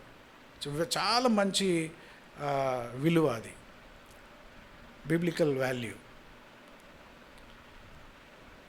5,000 మందికి ఆహారాన్ని క్రీస్తు పంచిపెట్టాడు. అవునా? బోర్ అయిపోతుందా ఏంటి మీకు?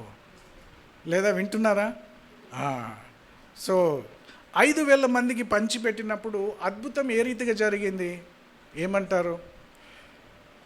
అద్భుతం ఏ రీతిగా జరిగింది? మనం అందరం ఏమంటాము? యేసుక్రీస్తు అద్భుత కార్యం చేసింది అంటాం. అవునా? ఆమె యోహాను 6వ అధ్యాయం రెడీ పెట్టుకో. అక్కడ శిష్యులు వచ్చేసి, అయ్యా వీళ్ళు ఉపవాసం ఉన్నారు, వీళ్ళు మూర్చపోతారు, వీళ్ళకంటే మీరే పెట్టండి అంటాడు. వాళ్ళు వెతుకుతారు. ఏమని ఉన్నది అట్లా? చదవమ్మా ఫస్ట్ నుండి. అటు తరువాత యేసు తిబేరియా సముద్రము అనగా గలిలయ సముద్రము దాటి అద్దరికి వెళ్ళెను. రోగుల ఎడల ఆయన చేసిన సూచక క్రియలను చూచి బహుజనులు ఆయనను వెంబడించిరి. యేసు కొండ ఎక్కి అక్కడ తన శిష్యులతో కూడా కూర్చుండెను. అప్పుడు పస్కా అను యూదుల పండగ సమీపించెను. కాబట్టి యేసు కన్నులెత్తి బహుజనులు తమ యొద్దకు వచ్చుట చూచి, వీరు భుజించుటకు ఎక్కడి నుండి రొట్టెలు కొని తెప్పింతుమని ఫిలిప్పును అడిగెను. గాని ఏమి చేయనయుండెనో తానే ఎరిగియుండి అతని పరీక్షించుటకు అలాగడిగెను. అందుకు ఫిలిప్పు, వారిలో ప్రతి వాడును కొంచెము కొంచెము పుచ్చుకొనుటకైనను 200 దేనారముల రొట్టెలు చాలవని ఆయనతో చెప్పెను. ఆయన శిష్యులలో ఒకడు, అనగా సీమోను పేతురు సహోదరుడైన అంద్రేయ, ఇక్కడ ఉన్న ఒక చిన్నవాని యొద్ద 5 యవల రొట్టెలు 2 చిన్న చేపలు ఉన్నవి గాని ఇంతమందికి ఇవి ఏమాత్రమని ఆయనతో అనగా, యేసు జనులను కూర్చుండబెట్టుడని చెప్పెను. ఆ చోట చాలా పచ్చికయుండెను గనుక లెక్కకు ఇంచుమించు 5,000 మంది పురుషులు కూర్చుండిరి. యేసు ఆ రొట్టెలు పట్టుకొని కృతజ్ఞతాస్తుతులు చెల్లించి కూర్చున్న వారికి వడ్డించెను. అలాగున చేపలు కూడా వారికిష్టమైనంత మట్టుకు వడ్డించెను. వారు తృప్తిగా తినిన తరువాత ఏమీ నష్టపడకుండా మిగిలిన ముక్కలు పోగు చేయుడని తన శిష్యులతో చెప్పెను. కాబట్టి వారు భుజించిన తరువాత వారి యొద్ద మిగిలిన 5 యవల రొట్టెల ముక్కలు పోగు చేసి 12 గంపలు నింపిరి. ఆ మనుషులు యేసు చేసిన సూచక క్రియను చూచి నిజముగా ఈ లోకమునకు రాబోవు ప్రవక్త ఈయనే అని చెప్పుకొనిరి. చాలా థ్యాంక్ యూ. సో ఇక్కడ మనం చూస్తూ ఉన్నాము, అందరూ అక్కడ ఉన్న వాళ్ళందరూ కూడా తృప్తి పొందారంట. సో తృప్తి ఏ రీతిగా పొందారు? ఏ రీతిగా తృప్తి పొందిండ్రు అంటే యేసుక్రీస్తు అద్భుతం చేసిండు. యేసుక్రీస్తు ఎక్కడ ఏ రీతిగా అద్భుతం చేసిండు? ఆయన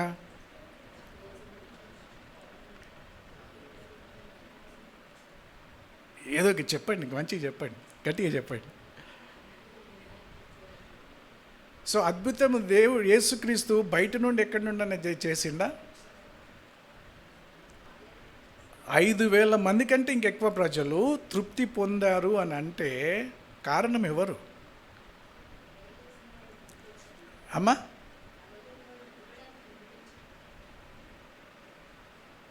మళ్ళీ చెప్పండి. వాళ్ళలో ఉన్నటువంటి వాళ్ళు ముందుకు వచ్చారంట. ఎవరు ముందుకు వచ్చారు? ఒక చిన్న పిల్లవాడు. మనము ఆ చిన్న పిల్లవాడు ఇచ్చినటువంటివి 5 రొట్టెలు 2 చేపలే. 5,000 మందికి సరిపోతుందా? సరిపోతుందా? సరిపోదు. Highly impossible. మరి చిన్న పిల్లవాడి దగ్గర ఇప్పుడు మనం ఈ చిన్నపిల్లల్ని ఎవరన్నా వాళ్ళకు ఉన్నది ఏదన్నా ఇవ్వమంటే ఏం చేస్తారు? మమ్మీ నాకు ఇవ్వమన్నది, నాకు ఇచ్చింది, నా కొరకని అంటాడు. మరి 3 రోజులు బాబు వాళ్ళ భోజనం కొరకు ఇచ్చిండేమో వాళ్ళ పేరెంట్స్. బట్ ఈయన ఏం చేస్తూ ఉన్నాడు? ఈ చిన్న బాబు శిష్యులు వెళ్ళి అక్కడ చూస్తే ఉంటే అది వాళ్లకు ఇచ్చేశాడు. ఏమేన్? ఇది చాలా మంచి పాఠం మనకు.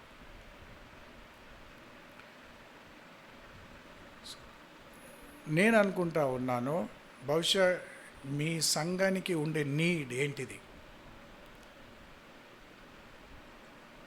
సిస్టర్ మీనా చెప్పగలరా?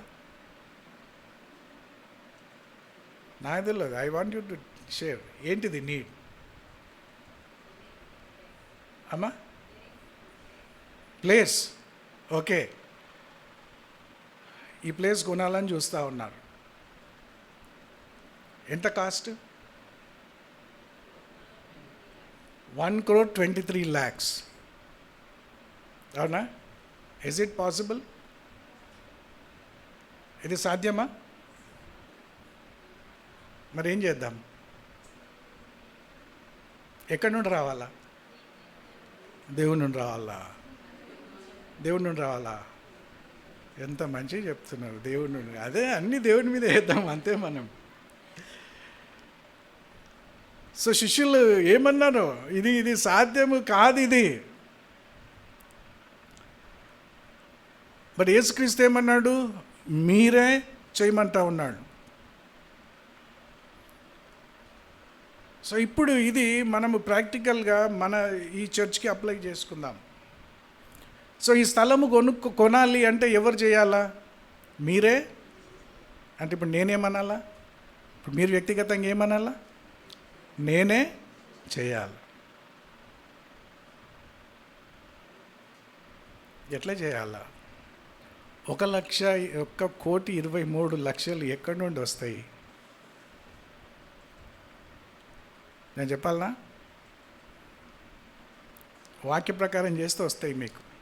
ఇది పెద్ద అమౌంట్ కాదు. చేద్దామా?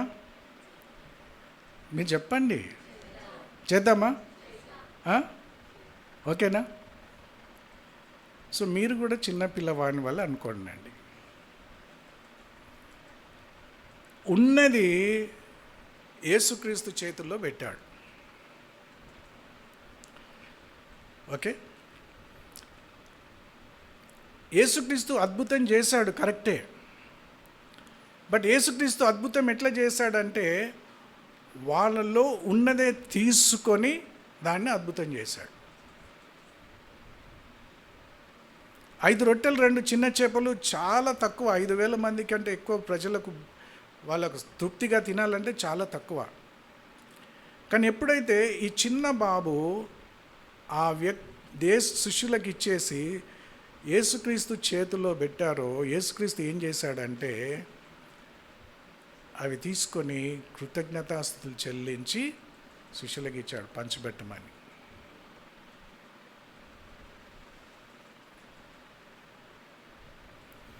యేసుక్రీస్తు ఏమి చెయ్యాలనో ఆయనకు తెలుసు, కానీ ఎవరు చేయాలని చూసి మొట్టమొదటి స్టెప్ ఎవరు తీసుకోవాలా? ఏమంటలేరు మీరు, ఏమన్నట్లేదు మీరు. ఎవరు తీసుకోవాలా? ఇప్పుడు మీ దగ్గర 1,00,000 రూపాయలు ఉన్నాయి అనుకోండి, లేదా ఏదో ఉన్నది, తీసుకుపోయి బ్యాంకులో పెడతారు. మీరు బ్యాంకులో పెడితే నాకు ఇంట్రెస్ట్ వస్తుందా? ఏమంటారు చెప్పండి? ఎవరికి ఇంట్రెస్ట్ వస్తుంది? మనకే కదా. సో మనము యేసుక్రీస్తు బ్యాంకులో పెడితే ఇంట్రెస్ట్ ఎవరికి పోతుంది? మరి చిన్న బాబు 5 రొట్టెలు 2 చేపలు యేసుక్రీస్తు చేతుల్లో పెడితే ఇంట్రెస్ట్ ఎవరికి పోవాలా?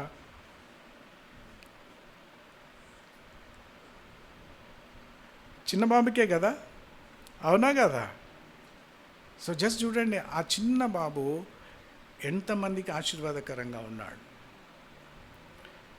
ఆమేన్, ఆమేన్.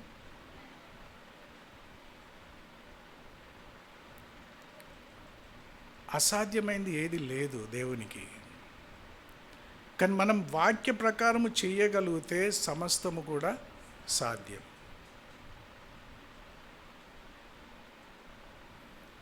సో ఆ ఇంట్రెస్ట్ అనేటటువంటిది ఆ యేసుక్రీస్తు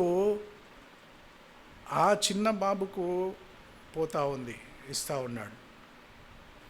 అంతమందికి ఆశీర్వాదకరంగా ఉన్నాడు. సో యేసుక్రీస్తు మనకు అద్భుతాలు కావాలి అని అంటే మనము ఇవ్వడానికి సిద్ధంగా ఉండాలి. దేవునితో కోఆపరేట్ చేయాలి. మనం నా దగ్గర లేదు, ఎక్కడికి పోవాలా, నేనేం చేయాలా? శిష్యులకు ప్రశ్నలు వచ్చినాయి. బట్ యేసుక్రీస్తు ఏమంటే వెతకండి, పోండి, మీరే పెట్టండి. ఇప్పుడు దేవుడు మీతో చెప్తా ఉంది ఏంటంటే 1,23,00,000 ఎవరు చేయాలా?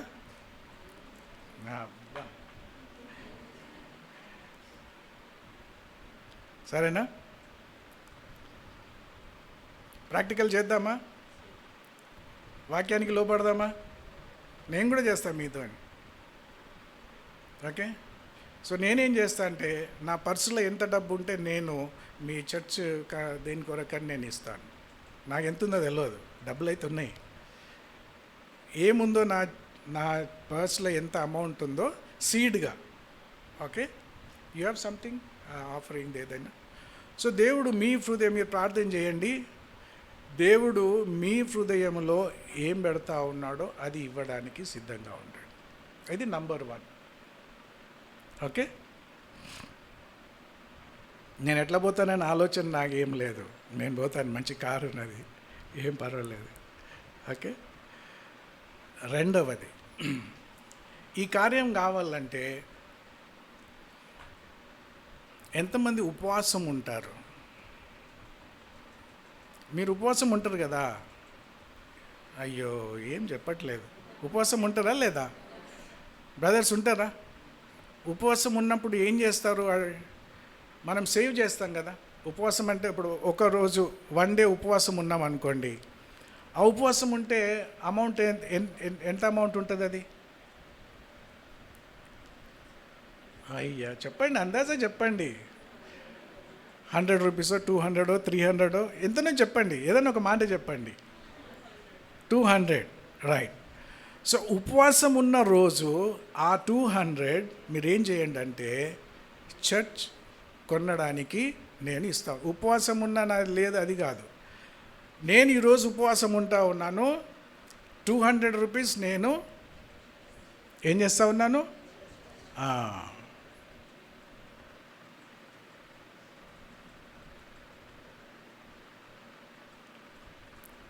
ఎంతమంది దేవునికి బ్రేక్ఫాస్ట్ ఇవ్వగలరు?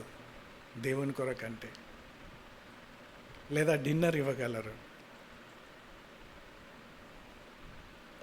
కదా? మీరు బ్రేక్ఫాస్ట్ ఇది మీరు ప్రార్థన చేయండి. నేను ప్రెషర్ లేదు. మీరు దేవుని కార్యం చూడాలంటే ఎవరు చేయాలా కదా? మనం సంఘము. మీరు చేయగలరు, దేవుడు ఆశీర్వదిస్తాడు, దేవుడు చేస్తాడు. నేను చెప్తా ఉన్నాను, ప్లీజ్ ఏదైనా తీసుకోరా, కలెక్ట్ బ్యాగ్ కానీ ఏదైనా కానీ. ఆఫరింగ్ కూడా ఇది ప్రత్యేకమైన 18th యానివర్సరీ స్పెషల్. మీరు ఇది ఎప్పుడు మర్చిపోరు. ఇది మీ జీవితంలో మిమ్మల్ని బట్టి ఎంతోమంది ఆశీర్వదింపబడతారు. ఏమేన్? మీరు ఊహించండి, భవిష్యత్తులో రాబోయే కాలంలో. ఇప్పుడు చిన్నగా ఉండి పెద్దగా అయిపోయింది. ఇక్కడ 18 years ఉండి ఒక స్థాయికి వచ్చారు. పర్మనెంట్ కాదు. మనం మారుతూ ఉంటాము, ట్రాన్స్ఫర్ కావచ్చు, మ్యారేజెస్ కావచ్చు, ఉంటాము. బట్ ఇక్కడికి వచ్చే వాళ్ళు ఆశీర్వదింపబడతారు కదా. సో ప్రార్థన చేయండి. మీరు దేవుని రాజ్యములో విత్తుతా ఉన్నారు. మీరు దేవుని బ్యాంకులో ఇన్వెస్ట్ చేస్తూ ఉన్నారు, పొదుపు చేస్తూ ఉన్నారు. మీరు అడగండి, దేవా నేను ఎంత ఉపవాసం ఉండాలా? ఉపవాసం ఉండే రోజు నేను బ్రేక్ఫాస్ట్ దేవునికి ఇస్తాను, లేదా నేను డిన్నర్ దేవునికి ఇస్తాను. ఆ డిన్నర్ మనీ, ఆ బ్రేక్ఫాస్ట్ మనీ, నేను ఉపవాసం ఉండడమే కాదు, ఆ మనీని నేను సంఘం కొరకు ఈ స్థలాన్ని కొనడానికి నేను నీ బ్యాంకులో ఇస్తాను. ఆమెన్. అప్పుడు ఏం జరుగుతుంది చూడండి. ఐడియాస్ చాలా వస్తాయి. ఇంకా ఐడియాస్ చెప్పమంటే నేను చెప్తా, కానీ మళ్ళీ భయపడతారు. మళ్ళీ మీనర్ బ్రదర్ ఏం చేసిందంటే కష్టం. ఓకే, నేను అనుకొని రాలేదు. దేవుడు ఇక్కడ వచ్చినాక నాకు ఆలోచనలు ఇస్తూ ఉన్నాడు. మా వైఫ్ ఏమన్నది లేండి, ఏంది పర్సు కాల్ చేసినావా అని అంటారు. తనకు కూడా తెలియదు నా పర్సులు ఎంత ఉన్నాయో. మొత్తానికి కొంచెం డబ్బులు ఉన్నాయి.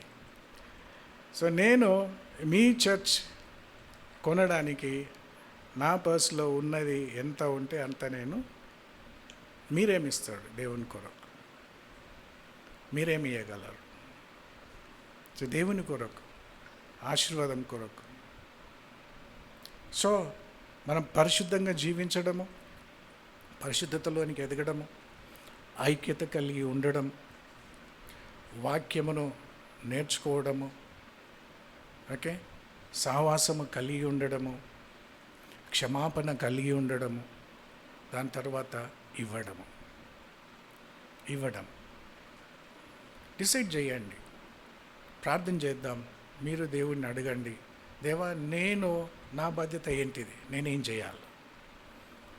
దయచేసి ఎవ్వరు కూడా నా దగ్గర ఏమీ లేదు అని అనవద్దు. మేము మా మిస్సెస్ ఇచ్చుట్లో దేవుడు ఇవ్వడం ద్వారా మమ్మల్ని అనేక విధాలుగా ఆశీర్వదించాడు. మేము ట్రైనింగ్ చేసేటప్పుడు పూనాలో లీడర్షిప్ ట్రైనింగ్ చేస్తూ ఉన్నాము. మాకు ఫీజు కట్టడానికి డబ్బులు లేదు. సో నా వెడ్డింగ్ రింగ్ ఉండే, బంగారం వెడ్డింగ్ రింగ్, మా మిస్సెస్ దగ్గర ఒక రింగ్ ఉండే. ఫీజు కట్టడానికి మా దగ్గర డబ్బులు లేవు కాబట్టి ఈ రింగ్స్ ఇచ్చేసినాం. 3 నెలల తర్వాత ఆ రింగ్స్ మాకు చెన్నైలో దొరికింది, అవే రింగ్స్. ఏమేన్? మా లీడర్స్ ఏం చేసిందంటే వాళ్ళు తెలుసుకున్నారు, అరే ఇది వాళ్ళ వెడ్డింగ్ రింగ్స్ కాబట్టి దేవుడు మీ ఫీజు ఎవరో పే చేసిండ్రు, కట్టేసిండ్రు, మీ రింగ్స్ మీకే ఇవి అని మళ్ళీ వాపస్ ఇచ్చేసిండ్రు. మీరు ఏదైనా ఇవ్వచ్చు దేవునికి. You can give gold, you can give anything. దేవుని కొరకు ఇస్తే దేవుడు తప్పకుండా తిరిగి ఇస్తాడు. ఎప్పుడు ఏ రీతిగా ఇస్తాడు మనకు తెలియదు. కానీ మనము దేవునిలో మనం ఇన్వెస్ట్ చేస్తూ ఉన్నాం.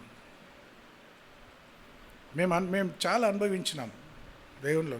ఈరోజు మేము ఈ రీతిగా ఉన్నామంటే దేవుడు నేర్పించినటువంటి విలువలు, ప్రిన్సిపల్స్, ఆ ప్రిన్సిపల్ని ప్రాక్టీస్ చేస్తే ఇప్పటికి కూడా మా దగ్గర లేకున్నా కూడా we help others. We invest in God's kingdom. So దేవుడు ఏం చేస్తాడంటే ప్రతిదీ మాకు దయచేస్తూ ఉన్నాడు, ఏది కొదువ లేకున్నా. మంచి సాక్ష్యాలు ఉన్నాయి. సాక్ష్యాలు చెప్తే ఇంకా అది ఒకదాని తర్వాత ఒకటి చెప్పుకుంటూ పోవచ్చు. సో ప్రార్థన చేద్దాం. నేను ముగించేసిన ప్రార్థన చేద్దాము. దేవుణ్ణి అడగండి, దేవా నేను ఏమి ఇయ్యాలా ఈ యొక్క సంఘం కొరకు, నేను ఈ సంఘానికి వస్తూ ఉన్నాను, నేను ఏమి ఇయ్యాలి. కళ్ళు మూసుకుందాం, ప్రార్థన చేద్దాం. ఉండండి బ్రదర్, రండి రండి. హలో నాన్న, ఓకే. సో ప్రార్థన చేద్దాం. అడగండి, దేవుణ్ణి అడగండి, దేవా నేను ఈ సంఘాన్ని, ఈ యొక్క స్థలాన్ని కొనడానికి ఇంత డబ్బు కావాలా, నా బాధ్యత ఏంటిది, నేనేమి ఇవ్వాలా అనేటటువంటిది. ఒకవేళ బహుశా మీ దగ్గర ఇప్పుడు డబ్బులు ఉండకపోవచ్చు, కానీ ఒక డెసిషన్ తీసుకోండి, నిర్ణయం తీసుకోండి. నేను ఇంత డబ్బు లేకుంటే ఈ వస్తువు నేను ఇస్తాను. కొన్నిసార్లు మనం ఇంట్లో దాచిపెట్టుకొని ఉంటాం కొన్ని వస్తువులు, వాడము చెయ్యం మనం. అది ఆ రీతిగా సంవత్సరాలు ఉంటాయి. బహుశా దేవుడు అడగొచ్చు, అది తీసేసేయి, అది అమ్మేసేయి. అమ్మేసిందని వచ్చి నా అమౌంట్ బిల్డింగ్ ప్రాజెక్ట్ నిమిత్తమై ఇయ్యడానికని. హల్లెలూయా, థ్యాంక్ యూ లార్డ్. ప్రార్థన చేద్దాం. దేవుడిని అడుగు, దేవుడు మీ మనసులో ఏది పెడితే, ఎంత అమౌంట్ పెడితే అది ఈ యొక్క ప్రాజెక్ట్ కొరకు ఇవ్వడానికి ముందుకు రండి.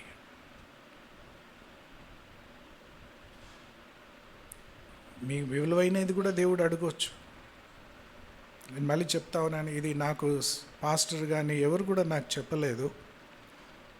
దేవుడి మనసులో ఈ రీతిగా ప్రాక్టికల్గా మనము వాక్యానికి విధేయులై ఉండడానికి మనం ఈ పని చేస్తూ ఉన్నాం. హల్లెలూయా, థ్యాంక్ యూ లార్డ్. ప్రేమగల తండ్రి, నీ వాక్యాన్ని బట్టి నీకు వందనాలు చెల్లిస్తూ ఉంటున్నాం.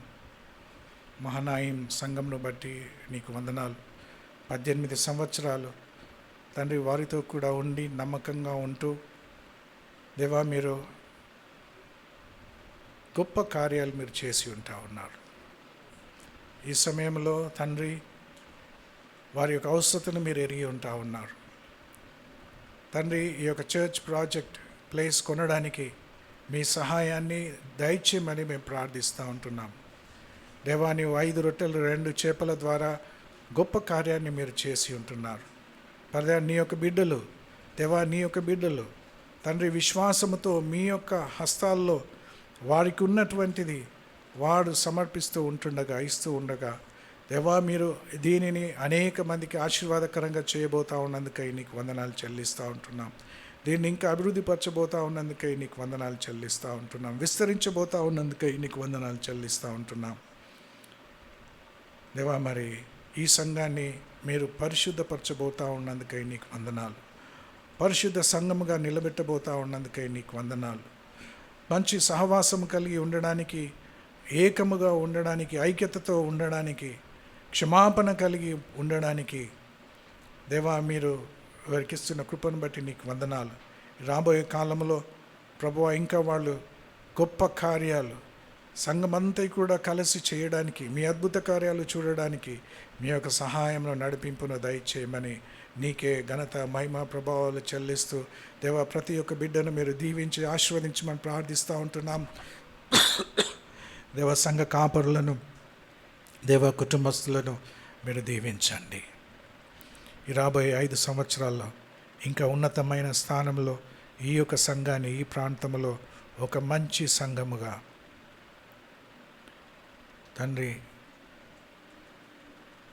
ఈ ప్రాంతంలో ఉండడానికి, ఒక లైట్గా ఉండడానికి, వెలుగుగా ఉండడానికి మీ యొక్క కార్యాలు జరిగించమని, మీ యొక్క అభిషేకంలో అనుగ్రహించమని యేసు నామమున ప్రార్థిస్తూ ఉన్నాం తండ్రి. ఆమేన్.